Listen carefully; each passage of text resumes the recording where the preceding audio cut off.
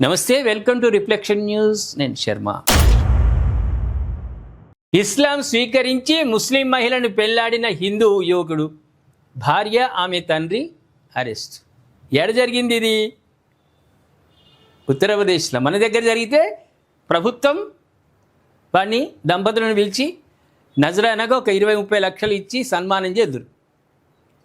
ఎక్కడైనా love jihadi చేస్తున్నారు ముస్లింలు, ప్రత్యేకంగా ముస్లిం యువకులు వాళ్ళ కుటుంబ సభ్యుల అండతో లవ్ జిహాదీ చేస్తున్నారు. హిందూ అమ్మాయిలను టార్గెట్గా చేసుకుంటున్నారు. హిందూ అమ్మాయిలు బచావో అని మనం బతిలాడుతున్నాం రోజు. అమ్మా, మీ పిల్లలు ఆడపిల్లలు జాగ్రత్తగా చూసుకోండి. పిల్లలను రోజు కూర్చుండబెట్టి అడగండి. ఎవడైనా ముస్లిం యువకుడు బెదిరింపులకు కానీ లేకుంటే పెళ్లి చేసుకుంటానని మాయమాటలు చెప్తున్నాను, అది ఇది అడుగుండి అని చెప్తున్నాం. ఇప్పుడు యూపీలో మన హిందువుడే, మన హిందూ మతానికి చెందినోడే ముస్లిం అమ్మాయిని పెళ్లి చేసుకోవాలంటే వాడు మతం మారిడు. అంటే ఏ రకంగా టార్చర్ పెడుతున్నారు, హిందువులను టార్గెట్ చేస్తున్నారు. ఇది కూడా 4 రోజుల మురిపమే. ఇది కూడా 4 రోజుల మురిపమే. యూపీ ప్రభుత్వం ఏం చేసింది? వాడిని సన్మానం చేయలే, లోపల పడేసింది. లోపల పడేసి అయ్యను ఆ బిడ్డను వీళ్లను లోపల పడేసి తోముడు తోముతున్నది. ఒక హిందూ యువకుడు మతం మారి ముస్లిం మహిళను వివాహం చేసుకోవడం వివాదాస్పదంగా మారింది. ఉత్తరప్రదేశ్లోని సామ్లీకి చెందిన ప్రముఖ ఫార్మాస్యూటికల్ దేవరాజ్ మాలిక్ కుమారుడు 30 ఏళ్ల ఆయుష్ ఇస్లాం స్వీకరించాడు.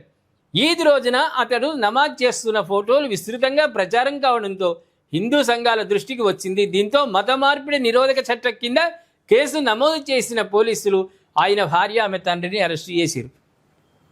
మతం మారిన తర్వాత మహమ్మద్ అలీగా పేరు మార్చుకున్న ఆయుష్ మాలిక్ ఇందులో ఎవరి బలవంతం లేదని, తానే స్వచ్ఛందంగా ఇస్లాం స్వీకరించానని స్పష్టం చేసిండు. 3rd డిగ్రీ ఉంటుంది కదా ప్రేక్షకులారా, పోలీసు వాళ్ళు చేస్తారు 3rd డిగ్రీ. బోర్లు తీసుడు అవి ఇవి చేస్తుంటే వీనికి అప్పుడు ఎవడోడు భయపెట్టిండు.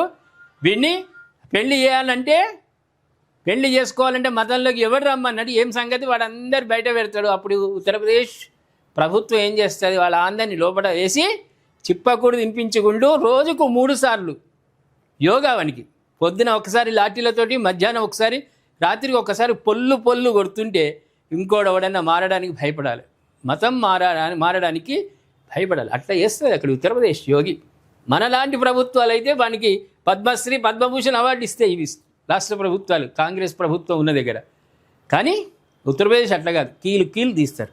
మళ్ళీ ఇంకోడు ఎవడైనా వాడు నిద్రలో కూడా మతం మారినని కలవడ్డా వాడు 2 రోజులు బయటకు రాకుండా అవుతుంది. అటువంటి పరిస్థితి అక్కడ చేస్తాడు యోగి గారు. ఏమంటారు ప్రేక్షకులారా?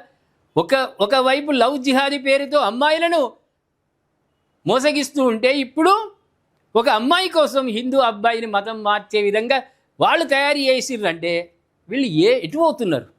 వీళ్ళని ఏం చేద్దాం? మనం ఎట్లా కట్టడి చేద్దాం? ఇలాంటి వాటిని ప్రోత్సహించేటువంటి లవ్ జిహాదీకి కానీ మతం మార్పిడికి కానీ ప్రోత్సహిస్తున్న ఆ ముస్లిం మతానికి చెందిన కొందరిని, అందరు కాదు కొందరిని ఎట్లా మర్యాదలు చేద్దాం, వాళ్ళకి ఎట్లా సత్కారాలు చేద్దాం? ఏ కీలు ఆ కీలు విరిచి పంపిద్దామా వాళ్ళను? లేకుంటే వాళ్ళని అందరిని మూటగట్టి తీసుకొని పాకిస్తాన్ బార్డర్లో పడేద్దామా? ఏమన్నా కానీ ఎటన్నా బంగ్లాదేశ్ పాకిస్తాన్ 2 వాళ్ళ దేశాలు కదా, ఆడ పడేద్దామా వీళ్ళని అందరిని తీసుకుపోయి? ఎందుకంటే రోజు తలకాయ నొప్పి ఉన్నది, ముప్పు ఉన్నది మనకు, మన పిల్లలకు మనకు ముప్పు వచ్చే పరిస్థితి ఉన్నది. ఏం చేద్దాం? దయచేసి మీరు మీ సలహాలు కావాలి ప్రేక్షకులారా. మీ సలహాలు, మీరు ఎట్లా చేద్దాం వీళ్ళను? కొందరు కావాలని చేస్తున్న ఈ కుట్రలను బహిర్గతం చేయడానికి వీళ్ళని పాకిస్తాన్ బార్డర్లో వేద్దామా? లేదంటే ఇక్కడనే ఉంచుకొని వాళ్ళని ఏ కీలు ఆ కీలు తీసి మళ్ళీ ఇటువంటివి చేయకుండా చేద్దామా?